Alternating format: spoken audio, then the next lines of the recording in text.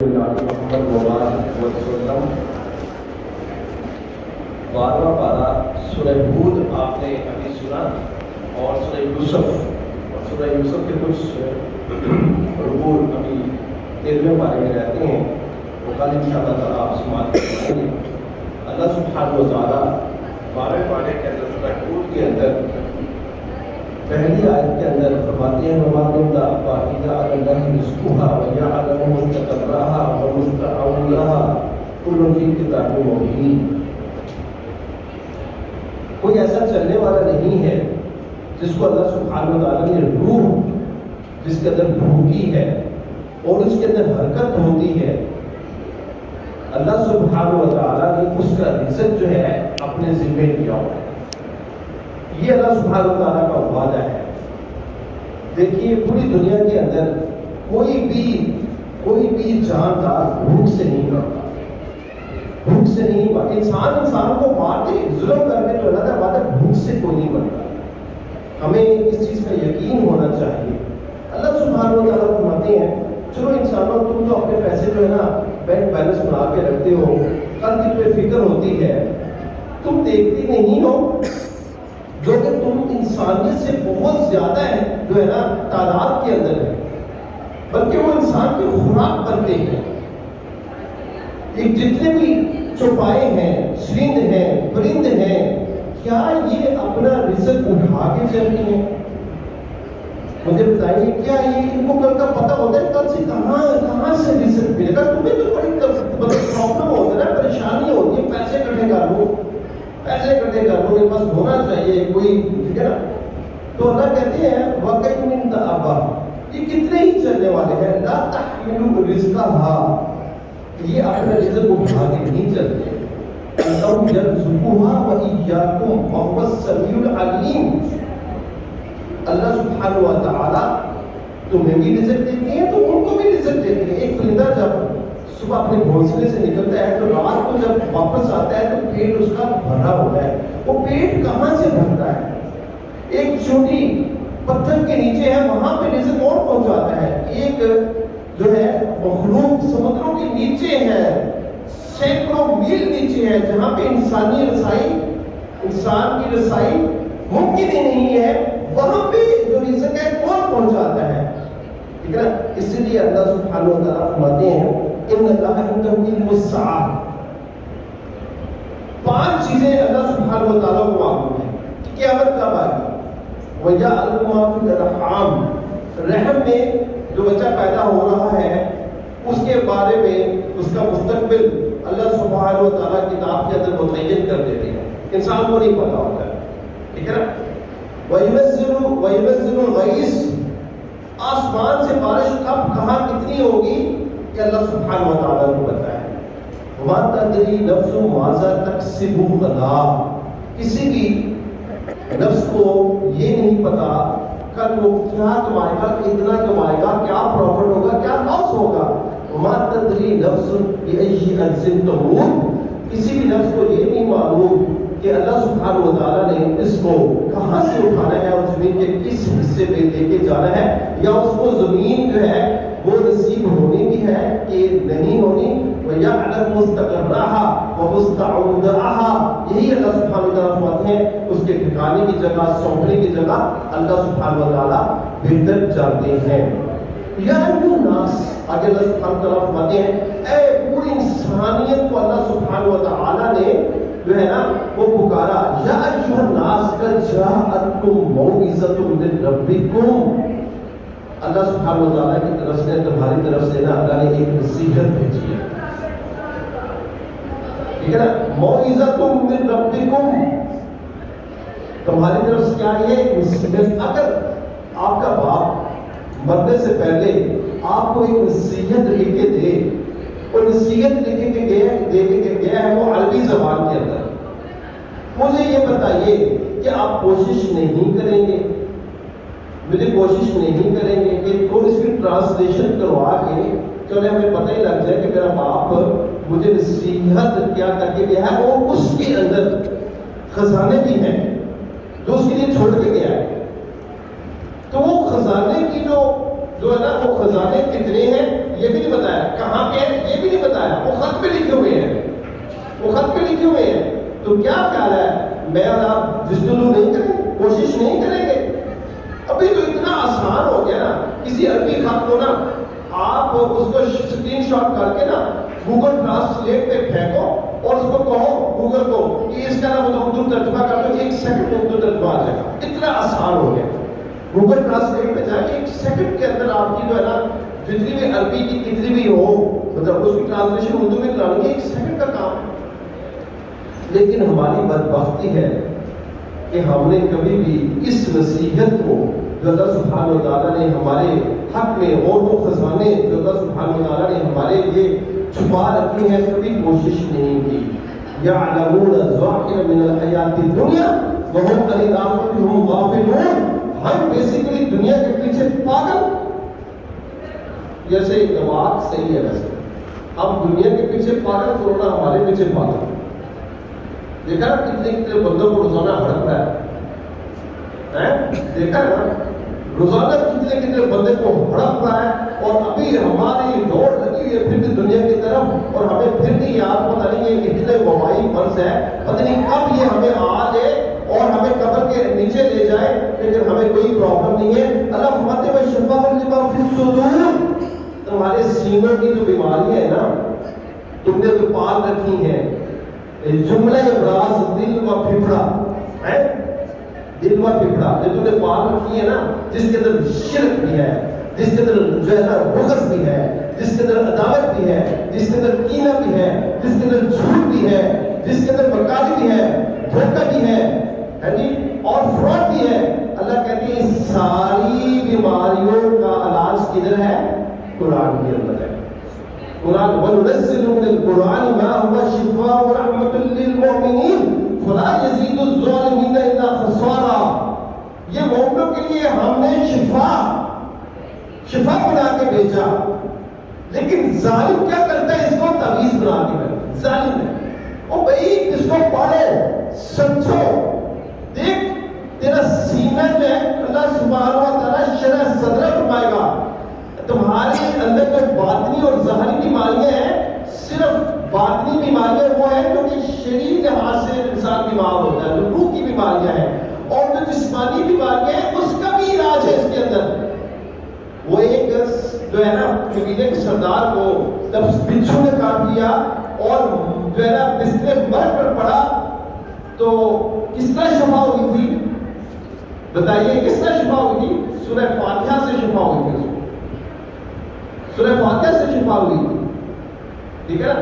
تو اس کے اندر پورے باطنی اور ظاہری اور روح کی بیماریوں کا علاج ہے اور ہم نے اس کو نا اپنے گلے میں ڈالنے کے لیے رکھ دیا. ویسے اس لیے بھی ایک بڑے تعجب سی بات ہے. دیکھیے قرآن مجید کے اندر 2 چیزوں میں اللہ سبحانہ و تعالیٰ نے کہا ہے کہ شفا ہے.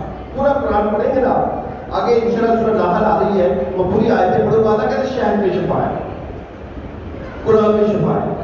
کہا اللہ سبحانہ و تعالیٰ نے. مجھے بتائیے شہد کی شیشی کو گلے میں ڈال لیں اور حلق سے نیچے نہ اتاریں تو مجھے بتائیے اس شہد میں شفا کیسے ملے گی آپ؟ تو اسی طرح قرآن کو حلق سے نہیں نا جب تک اتارو گے، سمجھ لگی میری بات کی، اور گلے سے ڈالنے سے بلکہ بہت بڑے گناہ کے مرتکب ہوتے ہو.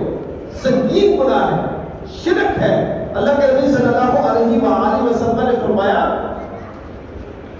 جو کوئی بھی من تعلق تمیمۃ فقد اشرک، جس نے کوئی تعویذ لٹکایا اس نے اللہ کے ساتھ شرک کیا، وہ کیلا ہی نہیں، اسی کے سپرد کر دیا جاتا ہے. قرآن کو پڑھنا سمجھنا اپنے اوپر دم کرنا یہ شفا ہے. وہ ہدم ہدایت ہے. ہدایت مانتے ہو نا اللہ سبحانہ و تعالیٰ سے. سورہ فاتحہ میں اہدنا الصراط المستقیم والا ہدایت چاہیے، ہدایت چاہیے. اللہ کہتے ہیں ذالک الکتاب لا ریب فیہ ھدی للمتقین، یہ ہدایت ہے، پکڑو اس کو. ورحمۃ للمؤمنین، اور رحمت ہے اس کے اندر. لیکن اس سے ہدایت، رحمت اور شفا حاصل کون کرتا ہے؟ صرف مومن. کافر، فاجر، جھوٹا، منافق اس کو کچھ نہیں مل رہا، اس کو یہاں سے کچھ نہیں ملا. اب اللہ سبحانہ وتعالیٰ کہتے ہیں قل بفضل اللہ وبرحمتہ، یہ اللہ کا بہت بڑا فضل ہے کہ اللہ سبحانہ و تعالیٰ نے وہی لے ڈاؤن کیا ہے، اور صرف وہی لے ڈاؤن کی جس کے اوپر وہی لے ڈاؤن کی ہے، وہ صاحب وہی بھی تمہارے اوپر بھیجا ہے، اس نے اس وحی کو پڑھ کے سنایا اور عمل کر کے دکھایا. یہ دیکھو میرا کتنا بڑا فضل ہے تمہارے اوپر، میری کتنی رحمت ہے تمہارے اوپر. قل بفضل اللہ وبرحمتہ فلذلک فلیفرحوا. اس چیز سے ہمیں خوش ہو جانا چاہیے. ہمیں خوشی ہوتی ہے یہاں تو موت پر جب کھڑے ہوتے ہو آدھی. ابھی میں کیا بیان کر رہا ہوں؟ What I'm saying, کوئی میں یہاں پہ کوئی آپ کو کوئی کسے کا حالیہ کوئی لطیفہ سناؤ، سمپل قرآنی آیات اور اس کا ترجمہ بیان کرو، آدھی سے زیادہ لوگ چلے گئے. وہ ہدایت ہی نہیں ہے، سننا چاہتے نہیں ہے قرآن کو. یہ پرابلم ہے. ہمارا ڈلیما یہ ہے، ہمارا ڈلیما یہ ہے. یہاں پہ ہم پتہ کیا کرتے ہیں، اپنی ذمہ داری پوری کرنا ہے، شکلیں دکھانے کے آتے یار میں نے دیکھو میں نے نماز پڑھی ہے. منافق کو حال ہے لا یذکرون الا قلیلا.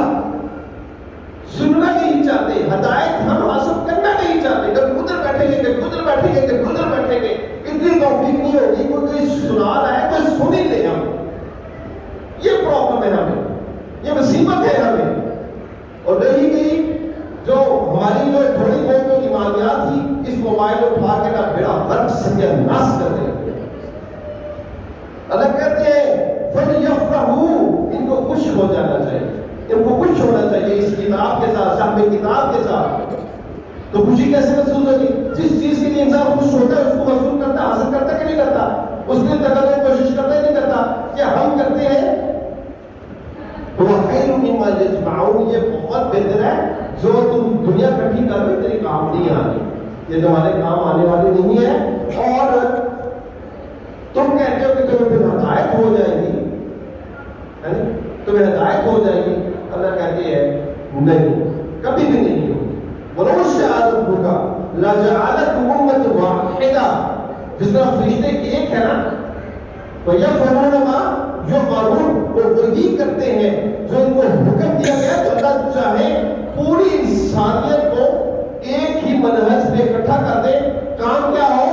صرف وہی فرشتوں والا. اللہ کر سکتے ہیں، اللہ کے لیے بڑا آسان ہے، اللہ کے لیے بڑا ہی آسان ہے. اللہ کے لیے اتنا آسان ہے. مَا ذَلِكَ عَلَى اللَّهِ وَمَا ذَلِكَ عَلَى اللَّهِ يَسِيرٌ. اللہ کے لیے یہ بہت ہی آسان کام ہے جو تمہارے ذہن میں بڑا مشکل ہو.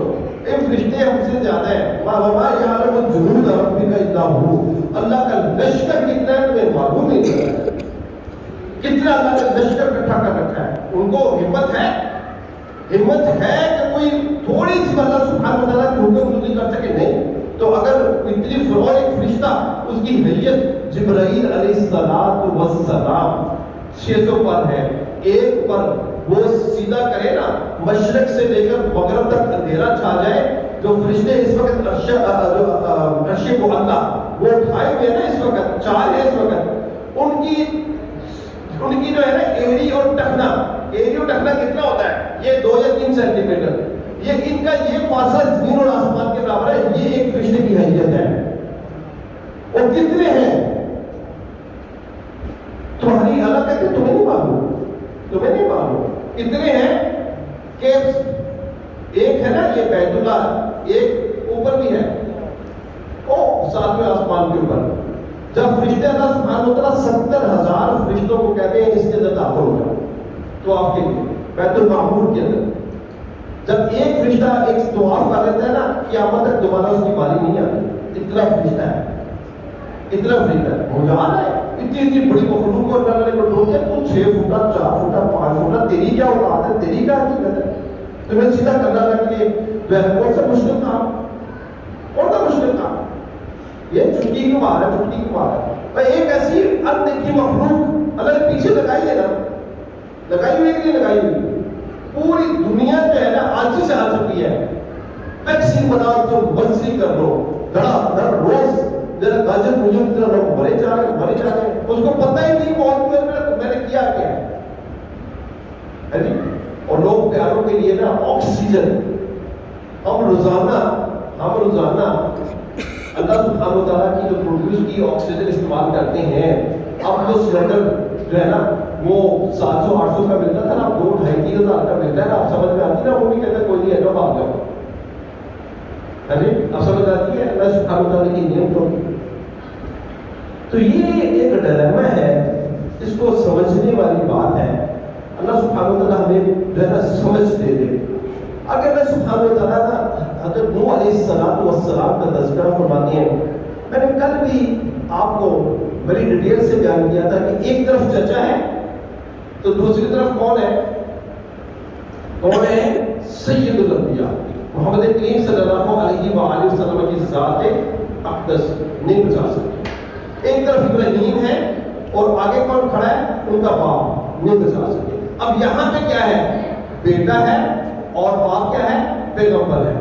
اللہ سبحانہ وتعالیٰ نے کہا کہ ٹھیک ہے تم نے دعا کی ہے، ٹھیک ہے نا، تو ہم ہمارا عذاب آئے گا ان کے اوپر. ایسے کرو جو اس کے اندر ایمان والے ہیں نا، ان کو تصدیق اپنے لئے کشتی میں سوار کرو. اب بیٹے میں کہتے ہیں بیٹا ارکب معنا، ادھر آ جا تو کشتی میں سوار ہو جائے، ٹھیک ہے نا. ارکب معنا، تو بنا کشتی میں سوار ہو جا. فلا تکونوا مع الکافرین، آپ تم نہ کفر کرنے والوں کے ساتھ نہ ہو جاؤ، مشرک نہ بنو. اللہ کے جو ہے نا اللہ کا غضب تیرے کو اتر آئے گا، تو نا میرے ساتھ کشتی میں آ جا، ٹھیک ہے نا. اب اللہ سبحانہ و تعالیٰ کی توفیق نہیں تھی، اس نے جو ہے اسلام لے کے نہیں آیا تھا، جس طرح مطالب نہیں لے کے آئے، ٹھیک ہے نا. اور ابراہیم کا باپ نہیں لے کے آیا، اور ابراہیم کے مطالب کو کیا اللہ سبحانہ و تعالیٰ کے نبی نے کیا نساء اور جو ہے نا نصیحتیں نہیں کی، سمجھایا نہیں تھا. کیا ابراہیم علیہ السلام تو پورا قرآن پڑھے یا ابتی یا ابتی یا ابتی یا ابتی، ٹھیک ہے. کتنی نصیحتیں کی، نہیں سمجھ میں نہ کرنے کا نہ جس کو آپ ہدایت دینا چاہتے ہیں کہتے ہیں بالکل نہیں دے سکتے. ولیکن اللہ یہدی من یشاء، اس کے جو ہے نا جھولی میں ہدایت نہیں تھی. کہتے ہیں ساوی الی جبل یعصمنی من الماء، میں پہاڑ پہ چڑھ دوں گا. یہ مجھے کس چیز سے ڈرا رہے ہو؟ پانی آ جائے گا کشتی میں نہیں ڈرتا، میں پہاڑ پہ چڑھ دوں گا. تو نوح علیہ السلام کہتے ہیں کہ نہیں پڑھ سکتا بیٹے. یعصمنی من الماء لا عاصم اليوم من امر اللہ، جب اللہ کا امر آتا ہے نا تو کوئی بچ نہیں سکتا الا من رحم. ہاں اللہ کسی کو رحم کر دے، اس کو بچا لے. تو کیوں نہ کشتی میں آ جا، معافی مانگ لے، ایمان لے آ میری رسالت کے اوپر اور توحید والا ہو جائے، لا الہ الا اللہ کہنے والا ہو جائے، ٹھیک ہے نا. بیٹے نے انکار کر دیا. وحال بینہما الموج فکان من المغرقین، ایک موج آئی، باپ اور بیٹے کو علیحدہ کر دیا. باپ کی آنکھوں کے سامنے بیٹے کو ڈبکیاں لگائی، غرق کر دیا، ہلاک کر دیا اللہ سبحانہ وتعالیٰ. باپ نبی ہے، کہتے ہیں ربی اے میرے رب علی بنی، میرا بیٹا من اہلی، میرے اہل خانہ میں سے، ٹھیک ہے نا. اور وَأَنَّ وَعْدَكَ الْحَقُّ، تیرا وعدہ سچ ہے. وَأَنْتَ أَحْكَمُ الْحَاكِمِينَ، تیرے سے زیادہ جو ہے نا اچھا فیصلہ کرنے والا، ٹھیک ہے نا، اپنے وعدے کو پوری کرنے والا کوئی اور ہو سکتا ہے؟ میں نے کہا تھا اللہ میرے اہل خانہ کو بچا. تو یہ بیٹا تو میرے اہل خانہ میں سے تھا، میرے نطفے سے تھا، تو اس کو میرے سامنے غلط کر دیا. یہ کون کہہ رہا ہے؟ نبی کہہ رہا ہے، وقت کا نبی کہہ رہا ہے. کس کو؟ اللہ سبحانہ و تعالیٰ. اللہ سبحانہ و تعالیٰ نے بیٹے کو سامنے بالکل آنکھوں کے سامنے ڈبکیاں دلا کے غرق کیا نا. باپ کی شفقت جو ہے نا، وہ شکایت مان کے وہ الفاظ وہ جب زبان ہوٹوں سے نکلے تو اللہ سبحانہ و تعالیٰ نے فرمایا انہ لیس من اہلک، اللہ نے نا کہا کہ وہ تمہارے اہل خانے میں سے ہرگز نہیں تھا. کیوں بنا؟ کیا نعوذ باللہ من ذالک، نبی کا بیٹا یا نبی جو ہے اس کی اولاد کے اوپر کوئی شک انسان کر سکتا، مر جائے، ہلاک ہو جائے گا اس کے لیے انسان. تو اللہ سبحانہ و تعالیٰ نے اس اہل خانہ کا انکار کیوں کیا؟ آپ کو ابراہیم علیہ السلام کی دعا یاد آنی چاہیے. جب ابراہیم علیہ السلام کو اللہ سبحانہ و تعالیٰ نے کہا تھا کہ ابراہیم تو نے نا میری ہر آزمائش کے پورا اترا ہے، اب ہم کیا کریں گے؟ انی جاعلک للناس اماما، تو ابراہیم نے کیا کہا تھا؟ ہمیں ذریتی، اللہ اپنی اولاد کو بھی یہ پیشوا بنانا، امام بنانا. اللہ نے کیا کہا تھا؟ لا ینال عہد الظالمین، تیری اولاد میں سے کوئی ظالم نکلے تو میرا وعدہ پورا نہیں ہوگا. اللہ سبحانہ وتعالیٰ کا پرنسپل ہے سنت اللہ التی قد خلت ولن تجد لسنتنا تبدیلا. اللہ کی سنت، اللہ کا آئین، قوانین میں تبدیلی نہیں ہو سکتی. تو اللہ سبحانہ وتعالیٰ نے کہا کہ یہ تمہارے اہل خانہ میں اس لیے نہیں ہے انہ اعمال غیر صالح، کہ اس کی عمل صالح نہیں ہے، صالح نہیں ہے. آگے اللہ پتہ کیا کہتے ہیں؟ انی اعوذک، دیکھ نو میں تمہیں نصیحت کرتا ہوں، ٹھیک ہے نا، میں تمہیں نصیحت کر، انی اعوذک، ٹھیک ہے نا، میں تمہیں نصیحت کرتا ہوں کہ میرے سے ویسے سوال نہ کر جس کا تمہیں علم نہیں ہے. اگر تم مجھ سے ایسے سوال کرے گا جس کا تجھے علم نہیں ہے، تو آگے پتہ کرنا کیا کہتے ہیں؟ میں تو اس کا ترجمہ نہیں کر سکتا. انی اعوذک ان اسالک ما لیس لی لک به علم. ٹھیک ہے، اللہ کہتے ہیں تیرے پاس جس کا علم نہیں ہے نا، اس کے بارے میں میرے سے تو سوال نہ کر. تو ایسا کرے گا نا تو آگے لفظ آتا ہے جاہلین. اب میں اس کا کیا ترجمہ کروں گا؟ میں تو نہیں کر سکتا، میرے پاس وہ الفاظ نہیں ہے کہ کسی پیغمبر کو ایسے الفاظ میں جو ہے نا، اور وہ بھی بڑے خوبصورت پیغمبر، پیغمبر ساری خوبصورت ہے. 1,24,000 ہمارے لیے اتنے پروٹوکولز کے اوپر ہیں، ہماری محبت، ہماری جو ہے نا، ہمارے ماں باپ اور ہماری جانیں بھی ان کے اوپر قربان، ان کی عزت اور تکلیف کے اوپر. میں تو اس کا ترجمہ نہیں کرتا. رب ہے، اپنے بندے کو جس طرح مرضی پکارے. تو فوری طور پہ وہ کیا کہتے ہیں نوح علیہ السلام کہ اللہ میں اللہم انی اعوذ بک، اللہ میں تیری پناہ میں آتا ہوں، ٹھیک ہے نا، ان اقول ما لیس لی بہ علم، کہ میں کوئی ایسا تیرے سے سوال کروں جس کا علم میرے پاس نہیں ہے، تو علم والا ہے. وَإِلَّا تَغْفِرْ لِي وَتَرْحَمْنِي، اللہ تو نے میرے اوپر رحم نہ کیا، تو نے مجھے معاف نہ کیا تو میں خسارہ پانے والوں میں سے ہو جاؤں. ٹھیک ہے، اب یہاں پہ باپ جو ہے بیٹے کو نہیں بچا سکتا، تو آج کا جو بزرگ ہے جو اپنے آپ کو ولی اللہ کہتا ہے یا اپنے آپ کو کوئی بہت بڑی حیثیت سمجھتا ہے، اس کی حیثیت نوح علیہ السلام، ابراہیم علیہ السلام اور اس کی حیثیت جو ہے حضرت محمد کریم صلی اللہ علیہ وآلہ وسلم کے جو ہے نا مقابلے میں کیا ہے؟ مجھے کیا ہے، وہ کیا حیثیت رکھتا ہے؟ سورہ تحریم کھول لیجیے گا، اللہ سبحانہ وتعالیٰ جو ہے نا کیسی خوبصورت مثال بیان کرتے ہیں. ضرب اللہ مثلا للذین کفروا امرأۃ نوح وامرأۃ لوط کانتا تحت عبدین من عبادنا، تحت عبدین من عبادنا صالحین فخانتہما فلم یغنیا عنہما من اللہ شیئا وقیل ادخلوا النار مع الداخلین. اللہ مثال بیان کرتا ہے کافروں کو اس توحید سمجھانے کے لیے کہ میرے دو بندے جو صالح تھے، نیک تھے، ان کی بیویاں جب انہوں نے خیانت کی اپنے خاوند کے ساتھ تو دونوں خاوند ان کو بچا نہیں سکے اللہ کے عذاب سے. وقیل ندخل النار مع الداخلین، اور قیامت کے دن ان سے کہا جائے گا لوط اور نوح علیہ السلام کی بیویوں کو کہ وہ آگ میں داخل ہونے والوں کے ساتھ داخل ہو جائیں. ذالکم اللہ ربکم الحق فماذا بعد الحق الا الضلال فانا تصرفون. یہ ہے تمہارا رب، یہ ہے اس کی پاورز، یہ ہے اس کی اتھارٹی، یہ ہے اس کے اختیارات، اور تم کیا وصف بیان کرتے ہو، تم کہاں بھٹکے جا رہے ہو. یہ ہے حق، یہ ہے توحید، اور اس توحید کو سمجھیے. اور آخر میں سورہ ہود کے اندر اللہ سبحانہ و تعالیٰ فرماتے ہیں اقم الصلاۃ طرفی النہار وزلف من اللیل ان الحسنات یذہبن السیئات ذالک ذکری للذاکرین. 5 نمازوں کا ذکر کیا اللہ سبحانہ و تعالیٰ نے. آپ اقم الصلاۃ طرفی النہار وزلفا من اللیل، دن کے 2 اطراف میں اور رات اور شام کی یہ نماز ساری یہ 5 نمازوں کا ہے۔ اللہ نے کہا کہ ایک جو تم نماز پڑھتے ہو یہ کتنی خوبصورت نیکی ہے، تیرے سارے ہی گناہ معاف کر دے گی۔ ایک نماز سے اگلی نماز سارے گناہ معاف، ایک جمعے سے دوسرے جمعہ سارے گناہ معاف، ایک عمرے سے دوسرے عمرہ سارے گناہ معاف۔ حج کرو تو اس طرح ہے جیسے تیری ماں نے تجھے آج ہی پیدا کیا، آج ہی پیدا کیا۔ یہ اللہ سبحانہ وتعالیٰ کا احسان نہیں ہے کیا؟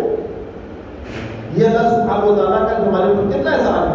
رسول اکرم صلی اللہ علیہ وسلم نے کیا مثال بیان کی کہ جو 5 وقت کی نماز پڑھتا ہے وہ اس طرح ہے کہ ایک گھر ہے، اس کے گھر کے سامنے ایک نہر ہے، وہ نہر چل رہی ہے، صاف ستھرا پانی ہے، وہ 5 دفعہ اس کے اندر نہاتا ہے۔ مجھے بتائیں 5 دفعہ نہانے کے بعد اس کے اندر جو ہے نا کوئی یا اس کی باطنی یا ظاہری کوئی اس کے اوپر میل تو شاید رہے گی نہیں نہ رہے گی۔ اسی طرح 5 نمازیں انسان کو صاف ستھرا کر دیتی ہیں۔ اسی لیے اللہ نے کہا پھر نماز قائم کرو، نماز قائم کرو۔ یہ تھی سورہ ہود اور آگے ہے سورہ یوسف، اس کو ہم انشاءاللہ تعالیٰ کل ڈسکس کریں گے، بیان کریں گے اس کو۔ اقول قولی ھذا استغفر اللہ لي ولكم ولسائر المسلمين، سبحان ربك رب العزة عما يصفون والسلام على المرسلين والحمد لله رب العالمين۔